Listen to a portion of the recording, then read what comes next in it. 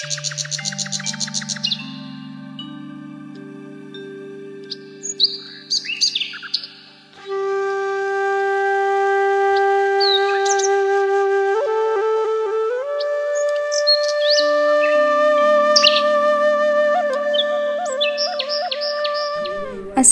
আলাইকুম, আমি নাহিদা। কেমন আছেন সবাই? আশা করছি আল্লাহর রহমতে ভালো আছেন।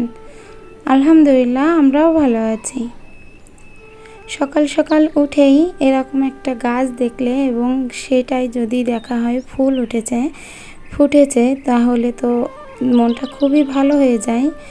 আর এটা তো আমার নিজের হাতে লাগানো মিষ্টি কুমড়া গাছ, যেটা অনেক কষ্টে নিচে থেকে ছাদ পর্যন্ত উঠিয়ে নিয়ে আসতে পারছি। আর সকালবেলা ছাদে এসেই দেখি সেটাতে ফুল ধরেছে, তো ভাবলাম সেটা একটু শেয়ার করি আপনাদের সাথে। আমার নতুন আরেকটি ব্লগে আপনাদের সবাইকে জানাই স্বাগত। আজ হচ্ছে শুক্রবার আর এখন বাজে সকাল 6টা। আর এখন থেকে আমি আমার ব্লগটা স্টার্ট করছি। আই হোপ আমার আজকের ভিডিওটি আপনাদের ভালো লাগবে। তো চালটা আগে থেকে ঝেড়ে নিচ্ছি, ঝেড়ে নিয়ে তারপর আমি চুলায় দিয়ে দিব। আর এদিকে অন্যান্য কাজগুলো একটু কমপ্লিট করার চেষ্টা করব। আজকে মাংস রান্না করব, যেহেতু শুক্রবার, তো মাংসটা আগে ভিজিয়ে দেব। এদিকে ভাতটা তো চাপিয়ে দিয়েছি, আর এদিকে মাংসটা ভিজিয়ে দিয়ে বাদ বাকি যে কাজটা সেটা করে নিব।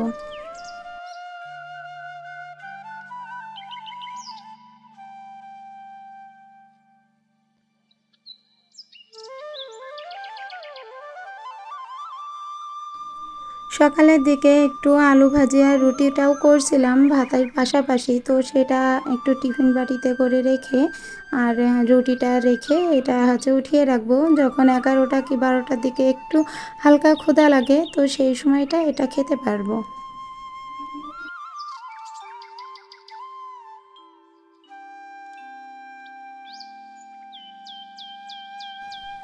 বাসায় 11টা থেকে 12টা যেই বাজে, সেই সম্পূর্ণ কাজের ভিতরে নিজের ক্ষুধাটা একটু বেড়ে যায়। মনে হয় যে কিছু একটা খেতে পারলে হয়তো ভালো লাগতো। সেটা এমন একটা ক্ষুধা লাগে যে ভাতটা খেতে ইচ্ছা করে না, আবার অন্যান্য কিছু খেতে ভালো লাগে। তো সেক্ষেত্রে আমি একটু রুটি আর আলু ভাজিটাই করে নিচ্ছি।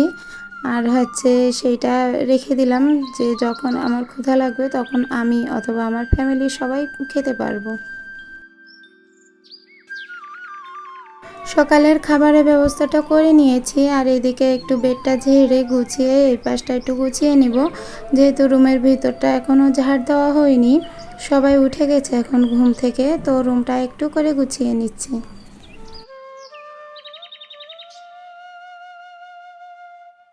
আমার এই চ্যানেলটাতে একটু সমস্যার কারণে যত ভালোই ভিডিওটা তৈরি করি না কেন, কিন্তু সেটা কখনোই ভালোভাবে আসছে না। খুব ভুল ভবিষ্যৎ যদি একটু ভিউজ আসছে, তো ভাবছি নতুন আরেকটি চ্যানেল খুলবো কিনা, কি এটাই চালু করতে থাকবো।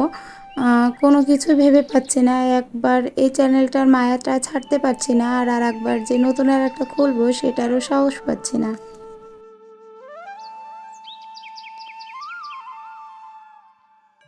বাসায় বেশ কয়েকজন থাকার সত্ত্বে আমার রুমটা অনেকটাই নোংরা হয়, সেটা তো বলার বাহিরে। প্রত্যেক ঘন্টায় যদি একবার করে পরিষ্কার করা হয় তবেই হয়তোবা আমার রুমটা পরিষ্কার থাকবে, নয়তোবা নয়।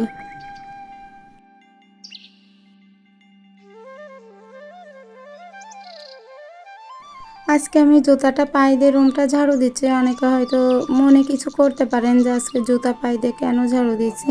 তো রুমটার ভিতরে এত পরিমাণ বালি ছিল, ময়লা ছিল, যে পার তলে অত্যন্ত লাগছিল। আর সে কারণেই জুতাটা পরেই আমি আজকে রুমটা ঝাড়ু দিয়ে নিলাম, যাতে আমার পায়ের ভিতরে যে খেসখেসানিটা ওইটা আর কি না হয়। আর আমার ওইটা ভিতরে যে পায়ের তলায় যদি আর কি পড়ে, তো আমার ভীষণ অস্বস্তি লাগে।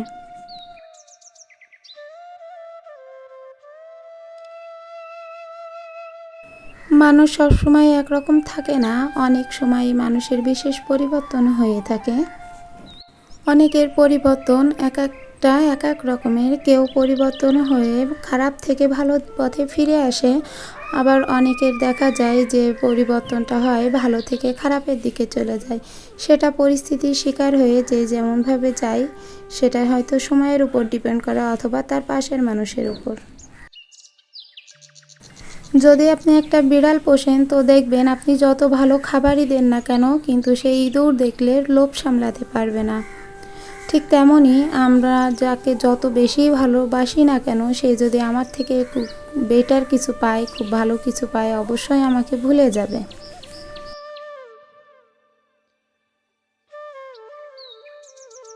বাবুর টেবিলটা একটু গুছিয়ে নিলাম। ও তো পড়াশুনো করে সবসময় ছড়িয়ে ছিটিয়ে রাখে, আবার অনেক সময় গুছিয়েও রাখে। বাচ্চা মানুষ তো নিজের মন উক্তি চলে। যেদিন মনটা ভালো থাকে সেদিন ওর কোনো কিছুই আমার করা লাগে না, আর যেদিন মনটা ভালো লাগে না সেদিন সম্পূর্ণটাই আমার জন্য ধুয়ে দেয়।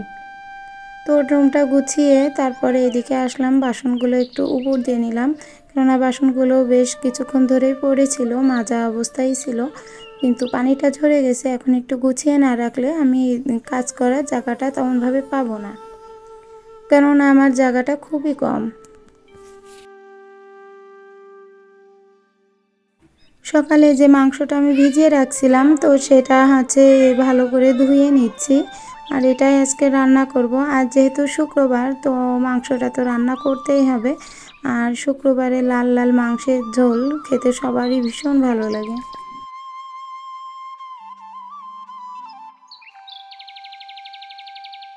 সবসময় এটা মনে রাখতে হবে সকল প্রাণী পরিবর্তনশীল। আজ হয়তো আমি যেটা আছি আমার জায়গায় যদি অন্য কেউ এর থেকে ভালো কিছু হয় তবে আমাকে কিন্তু বেশি দিন কেউ মনে রাখবে না। তবে যতদিন আছি ততদিন অবশ্যই ভালো কিছু দেওয়ার চেষ্টা করব।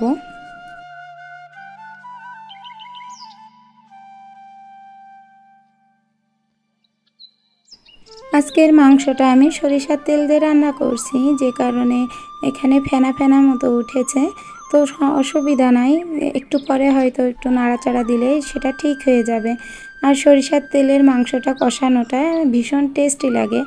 তবে এর আগে কখনো সরিষার তেল খেতাম না, হঠাৎ করে আমাদের রেশনে সরিষার তেল দেওয়া হয়েছে আজ কয়েক মাস ধরে। তো কয়েক মাস যাবত একটু সরিষার তেল খাওয়ার চেষ্টা করছি।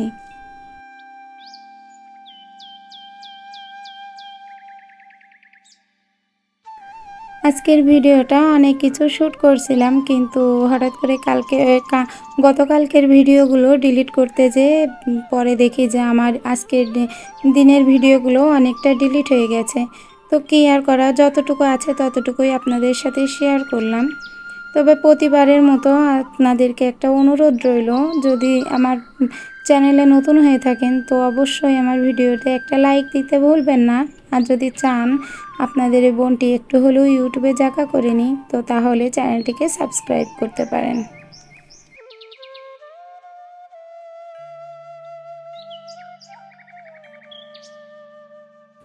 মাংসটা রান্না হয়ে গেছে, এই তো মাংসের ভীষণ সুন্দর একটা কালার উঠে আসছে। সরিষার তেলের কালারটা একটু এমনই হয়। আর তার উপরে একটু জিরে গরম মশলা গুঁড়ো করে একটু ছাড়িয়ে দিয়েছি। আর এখানে যে মুগ ডালটা আনছিল আমার, সে মুগ ডালটা কৌটায় ঢেলে নিব।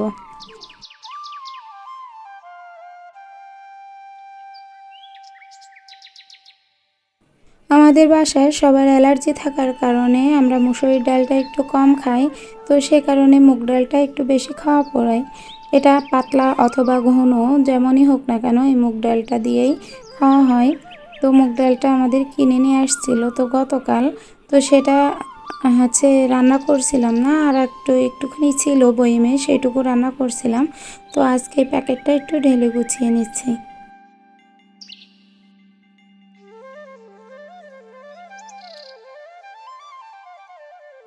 মাংসটা রান্নার পরে চুলা অনেকটা আগুন ছিল, তো সেখানে ভাবছি কি করব। তো ভাবলাম ডালটা একটু বসিয়ে দিই, আমাদের বাসায় তো ডালটা খেতে সবাই ভীষণ পছন্দ করে। তো ডালটা একটু ধুয়ে বসিয়ে দিলে নিজের মতো সিদ্ধ হয়ে যাবে, যেহেতু যে কাঠের কয়লায় প্রচুর পরিমাণে আগুন থাকে, তো এটাতে আমার আর জাল দেওয়ার প্রয়োজন পড়বে না।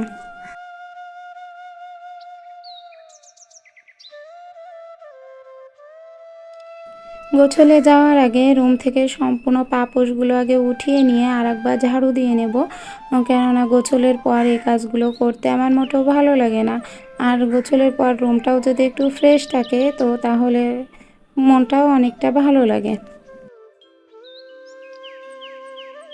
মানুষের কথাই কখনো ভোলা যাবে না, কেননা একটা মানুষ একটা সময় যখন বলবে যে তোমাকে ছাড়া আমি বাঁচতে পারবো না, কিন্তু সময়ের অপেক্ষা করে দেখবেন ঠিকই সে আপনাকে ছাড়া খুব স্বাচ্ছন্দ্য বোধে আছে এবং খুব ভালো আছে। তখন হয়তো আপনাকে মনে রাখবে না। তো নিজের পরিবর্তনটা নিজেটাই হওয়া উচিত। যদি আমরা নিজেকে পরিবর্তন করতে না পারি তো আমার আশেপাশের জগৎটাকেও আমরা চিনে উঠতে পারবো না।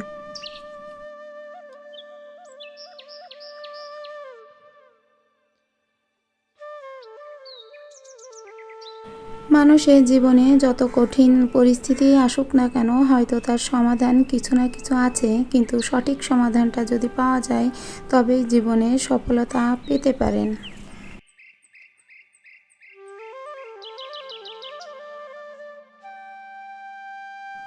রুমটা আমি ঝাড়ু দিয়ে নিয়ে তো আমি এই বাইরের সিঁড়ির নিচের অংশটাকে একটু ঝাড়ু দিয়ে নিচ্ছি। তো গতকালকের ভিডিওতে আমার অনেক আপু আমাকে উৎসাহিত করছে, তো তাদেরকে অনেক ধন্যবাদ। আর আমার চ্যানেলটিকে যারা সাবস্ক্রাইব করেছেন তাদেরকেও অনেক অনেক ধন্যবাদ। আমার একটা আপু আমার সাথে কথা বলতে চেয়েছেন, জানি না কেন, তবে কথা যদি বলতে চান তো অবশ্যই বলতে পারবেন, সেটা নিয়ে অবশ্যই আমি জানাবো।